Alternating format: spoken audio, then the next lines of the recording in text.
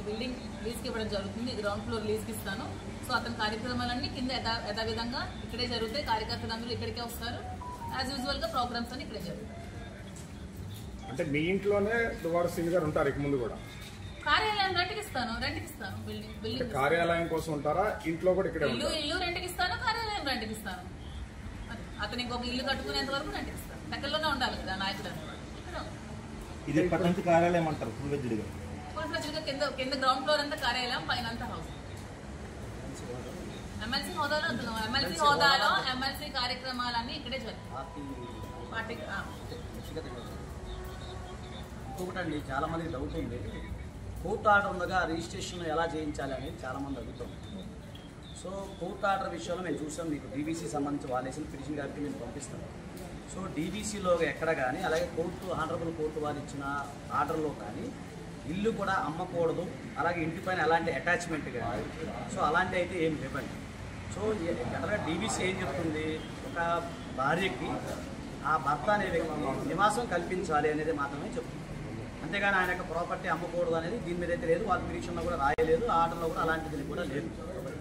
Next ఎవరైనా సరే ఈ ప్రాపర్టీకి ఉంటే మేము రేపు ఇంజక్షన్ చూస్తూ దానికి సంబంధించి ఫర్దర్గా కూడా మేము వెళ్తా ఉన్నాం. ప్లస్ ఇందులో కూడా క్లియర్గా మీ దగ్గర ఉన్నది స్వార్జితపు ఆస్తి అంటే మీకు ఒక లీగల్ జనరల్గా ఏంటంటే ఒక హిందూ పురుషుడు సంపాదించిన ఆస్తి అంటే భర్త సంపాదించిన ఆస్తి ఏదైతే ఉందో దానికి ఎవరికీ అధికారం ఉండదు. ఈవెన్ భార్య బిడ్డలు కూడా రైట్ ఉండదు. అంటే నా సెల్ఫ్ ఎఫేర్ ప్రాపర్టీ ఏదైతే ఉందో అది నా ఇష్టం, నేను ఎవరికైనా ఇచ్చుకోవచ్చు, ఏదైనా చేసుకోవచ్చు.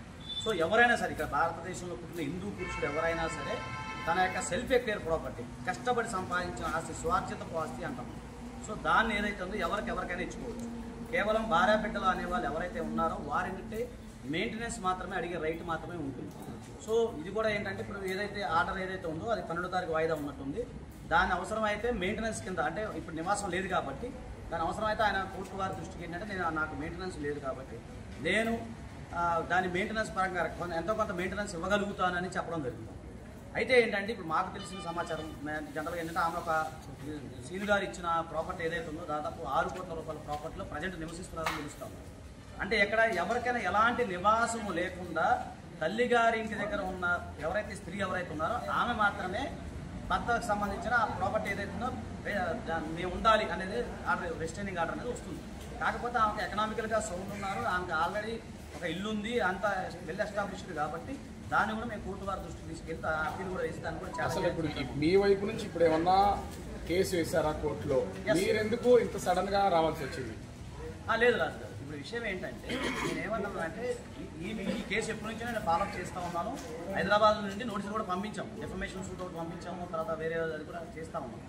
ఇప్పుడు ఏంటంటే ఈమెకి సంబంధించిన రక్షణ ఏదైతే ఉందో ఆ విషయం కూడా మీకు చెప్తున్నాను. ఈమెకి ప్రొటెక్షన్ అయితే కావాలి. ఒక హ్యూమన్ సిటిజన్గా ఆర్టికల్ 21 ప్రకారం మనకి జీవించే హక్కు అనేది మనకు ఉంది. సో దాని ప్రకారం ఆమె రక్షించబడాలంటే ప్రైమా ఫేసి ఎవిడెన్స్ కింద ప్రైమా ఫేసి కంప్లైంట్ కింద నేను సిఐ గారిని కలవడం జరిగింది. నేను కంప్లైంట్ ఇచ్చాం అంటే నేను కొంచెం 10:30 లెవెల్కి చేయడం జరిగింది. సో కొన్ని అనివార్య పరిశ్రమ వల్ల నేను తర్వాత మిమ్మల్ని కలవలేకపోయాను. అంటే మాధురి గారి ప్రాణహాని ఉందనేది దాన్ని ఎస్టాబ్లిష్ చేస్తున్నారా మీరు? కాదు, ఎస్టాబ్లిష్మెంట్ అంటే అవునండి. ఇప్పుడు మీరు చూస్తున్నారు ఎస్టాబ్లిష్ చేయడానికి క్లియర్ గా నిన్న మీ మీడియా పెట్టి ఎక్కి నన్ను చంపడానికి వస్తే ఇంకా థ్రెట్ ఉందని ఎలా అడుగుతున్నారు? అదే దానికి హ్యూమన్ రైట్స్ కమిషన్ కూడా వెళ్తాం మేము. ఎందుకంటే ఈమె ప్రాపర్టీ అండి, ఈమెకి సంబంధించింది లీగల్ గా అన్ని క్లియర్ గా ఉన్నాయి. అలాగే గతంలో ఆయన ఏదైతే తాలూకా చెక్కులు కూడా చూపించడం జరిగింది, ప్రామిస్ నోట్స్ అవన్నీ కూడా ఉన్నాయి. సో కాబట్టి ఏంటంటే నిన్న ఆమె అంతా మీరు చూశారు, తీసుకొని రావటం, తర్వాత కర్రలు తీసుకొని రావటం ఇవన్నీ మీరు లైవ్లో చూశారు. కాబట్టి సాధ్యత అనేది లేదు. కోర్టు వారికి సంబంధించిన ఎలాంటి ఆర్డర్స్ అయితే దీనిపైన లేవు. కాబట్టి అలాగే మేము గతం నుంచి ఏదైతే ప్రాపర్టీ ఆయన బాకీ ఉన్నారు కాబట్టి అది అడగడం జరిగింది. ఒకవేళ ఆయన ఇవ్వకపోయినా కోర్టు నుంచి అటాచ్మెంట్ తెచ్చుకుంటాం మేము, అలాగే ఆ ప్రాపర్టీ రికవర్ చేసుకునే అవకాశం ఉంటుంది కదా. అంటే ఈ సైట్కి సంబంధించి పార్వతీశ్వర మాస్టర్ గారికి 60 లక్షలు ఇవ్వాలి, మరి మాధురికి రిజిస్ట్రేషన్ చేశారు, నా డబ్బులు నేను వసూలు చేసుకుని అవసరం ఇదే ఇంటి ముందు నేను ధర్నా చేస్తాను అంటున్నాడు. శ్రీని గారు ఇప్పుడు క్లియర్ గా మీ ముందే కదా చెప్పారు, పార్వతీశం గారు కూడా నేను ఇవ్వాల్సిన బాధ్యత ఉంది, 60 lakhs పార్వతీశం గారు కూడా నేను క్లియర్ చేస్తానని చెప్పారు కదా. శ్రీని గారు ఎప్పుడు కూడా ఒకళ్ళు డబ్బు తినేసే మనిషి కాదండి. తినేసే మనిషి అయితే ఈ 30 సంవత్సరాల్లో ఎన్నో వేల కోట్లు సంపాదించాల్సిన మనిషి. సో అతను ఎవరి డబ్బులు తినాల్సిన అవసరం లేదు. ఆ ఆలోచనతోనే నాకు నా డబ్బులు ఉంచుకోవడే ఉద్దేశం లేకనే నాకు రిజిస్ట్రేషన్ చేశారు. అలాగే పార్వతీశం గారు కూడా 60 లక్షలు క్లియర్ చేసేస్తారు అంతే. అతను కూడా క్లియర్ చేసేస్తారు. ఎవరు డబ్బులు ఉంచుకోవాల్సిన అవసరం ఎవరికి లేదు. ఇప్పుడు నెల రోజుల నుంచి మీ మీద ఒక క్యారెక్టర్ అసోసియేషన్ జరుగుతుంది. దాని మీద ఏమన్నా కోర్టుకి వెళ్ళేది ఎట్లాంటిది ఏమన్నా? డిఫమేషన్ ఆల్రెడీ చేసి ఆమెకు ఆల్రెడీ పంపించారండి, నోటీస్ పంపించారు. ఆమె నోటీస్ రిసీవ్ చేసుకున్నారు.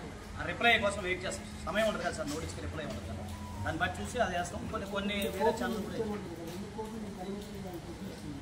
రెండు కోట్లు ఎలాగొచ్చాయంటే మీకు తెలియదు అన్నయ్య. మా మామ ఏంటో మా ఆయన ఏంటో మాకేం ఆస్తులు ఉన్నాయో మీకు తెలియదు. ఆమెకు బుర్రలేదు, మీ అందరికీ ఉంటుందా?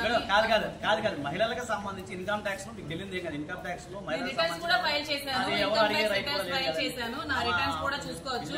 నేను శ్రీ వెంకటేశ్వర ట్రాన్స్పోర్ట్ అని ఇన్ఫ్రా కూడా నడిపాను, కాంట్రాక్ట్ వర్క్స్ చేశాను, రియల్ ఎస్టేట్ చేశాను, మెరైన్ ఇంజనీర్ తాను. నాకు నెల డబ్బులు పంపిస్తారు. మాకు డబ్బులు కొదవలేదు, బంగారానికి కొదవలేదు, ఆస్తులకు కొదవలేదు. అది అందరికీ టెక్కల్ ప్రజలు కూడా అందరికీ తెలుసు. ఆమెకు బుర్ర తక్కువ అయితే అది మరి నేను చెప్పలేను. డబ్బులు ఎలాగొచ్చాయి, ఏం చేసాయి అంటే నేను డబ్బులు ఎలాగొచ్చాయి ఆమెకు అన్ని నా అకౌంట్ డీటెయిల్స్ అవన్నీ చూపించాలా ఏంటో మరి. ఒకటే మీరు అన్నట్టుగానమ్మా, ఇప్పుడు ప్రాపర్టీ ఏదైతే 2CR ఏదైతే ఉందో దఫాలుగా ఇచ్చారు కానీ ఒకేసారి ఇవ్వలేదు కదా సార్. ఆమె ఇచ్చుకుంటూ వస్తా ఉన్నారు, ఆ సందర్భాన్ని బట్టి ఇచ్చుకుంటూ నేను ఇచ్చింది 200 కోట్లు కాదండి, ఆఫ్టర్ 2 కోట్లు. 2 కోట్లు కూడా తల్లిదండ్రుల నుంచి వచ్చిన అదే అంటున్నాను. నా తల్లిదండ్రుల నుంచి వచ్చిన ఆస్తులు ఉన్నాయి, నా కష్టవారి నుంచి వచ్చిన ఆస్తులు ఉన్నాయి, నేను వ్యాపారం చేసుకున్న ఆస్తులు ఉన్నాయి, నేను సంపాదించుకున్న ఆస్తులు ఉన్నాయి, మా ఫ్యామిలీ ఆస్తులు ఉన్నాయి. ఆఫ్టర్ ఆల్ ఒక 2 crores కి అసలు పాయింట్ చేయడం అంటే నాకు సారీ 2 crores ఆమెకి ఎక్కువై ఉండొచ్చు. అంటే వాళ్ళు కొంచెం వాళ్ళకి నాకు తెలిసి రాఘవరావు 300 రూపాయలు ఎక్కువ అంట. అంటే మరి అందుకనే 300 రూపాయలు ఇచ్చాను అల్లుడు చెప్పుకున్నాడు. అంటే వాళ్ళ బతుకు 300 రూపీస్ దగ్గర ఆగిపోయింది కాబట్టి, అలాంటి ముష్టి బ్రతుకులు కాబట్టి 2 crores అనేవి ఆమెకి ఎక్కువ అవ్వచ్చు, మాకైతే ఎక్కువగా 2 crores అనేది నాకు చాలా లిటిల్ అమౌంట్. దానికి సంబంధించి ఏదంటే లేదంటే దఫాలుగా ఇవ్వడం జరిగిందండి, ఒకేసారి కాదు. ఒక 2 years నుంచి ఆమె ఉన్నప్పుడు అడిగినప్పుడు ఇచ్చుకుంటూ రావడం జరిగింది. దానికి సంబంధించి ఆయన కూడా అదే సేమ్ కూడా ఆయన నిజాయితీగా ప్రామిస్ నోట్స్ అవన్నీ కూడా రాయడం జరిగింది. మేము అఫీషియల్ గా రిటర్న్స్ కూడా ఇన్కమ్ ట్యాక్స్ రిటర్న్స్ అన్ని ఫైల్ చేసుకుని యాజ్ పర్ గవర్నమెంట్ ట్యాక్స్ కట్టుకొని నేను అఫీషియల్ గా రిటర్న్స్ ఫైల్ చేసుకుని ఉన్నానండి. ఈ రోజుకి కరెక్ట్ గా 1 month నుంచి మీరు ఇవన్నీ ఏదో మీ మీడియాలో అన్నట్టు ఎపిసోడ్స్ చూస్తూనే వస్తున్నారు. ఈ రోజుకి కరెక్ట్ గా 30 days అయింది. మీకు నేను ఇదివరకే ముందే చెప్పాను, 2 years నుంచి శ్రీని గారికి ఆమె ఇంటి నుంచి గెంటేసినప్పటి నుంచి శ్రీనివాస్ గారు బయట ఉన్నప్పుడు శ్రీనివాస్ గారికి నేను దప్పదప్పాలుగా ఈ హౌస్ ఇప్పుడు ఇక్కడ ఏదైతే ఉన్నానో ఇల్లు కట్టుకోవడానికి నేను ఒక 2 crores వరకు అమౌంట్ అతనికి అప్పుగా ఇవ్వడం జరిగింది. అప్పు అంటే నేను తిరిగి రిటర్న్ ఎక్స్పెక్ట్ చేసి అతనికి నేనేమి డబ్బులు ఇవ్వలేదు. ఈ ఎలాగైనా కార్యాలయం నిలబెట్టుకోవాలి, మళ్ళీ శ్రీని గారు ఇక్కడే టెక్కల్లోనే ఉండాలి, మళ్ళీ వైసీపీ కార్యాలయం కూడా ఇక్కడ టెక్కల్లోనే ఉండాలనే ఉద్దేశంతో ఈ అమౌంట్ అతనికి ఇవ్వడం జరిగి ఈ ఇల్లు మళ్ళీ కన్స్ట్రక్షన్ చేసుకోవడం జరిగింది. ఇక్కడే కార్యక్రమాలను చేయడం కూడా జరిగింది. కానీ ఒక 1 month బ్యాక్, ఈ 2 years లో ఎప్పుడూ లేనిది 1 month బ్యాక్ వాణి వచ్చి తన ఒక 100 మంది మనుషులతో వచ్చి ట్రెస్ పాస్ చేసి ఇళ్ళది విరగొట్టి, డోర్స్ విరగొట్టి, గోడలు పగలగొట్టి ట్రెస్ పాస్ చేసి లోపలికి వచ్చింది. లోపలికి వచ్చి ఈ హౌస్ కూడా ఆక్యుపై చేసుకోవడానికి ట్రై చేసి కోర్టులు కూడా ఆశ్రయించింది. నేను కోర్టు వారి నిర్ణయానికి ఎప్పుడు కూడా గౌరవిస్తాను, నేను కోర్టుకి నేను ఎప్పుడు ఎగ్నెస్ట్ కాదు. ఇది కూడా ఆక్యుపై చేసుకోవాలని చూసినప్పుడు శ్రీని గారిని నేను కలిసి, శ్రీని గారు ఇంకేం పరిస్థితి, ఇది కూడా ఆక్యుపై చేసుకో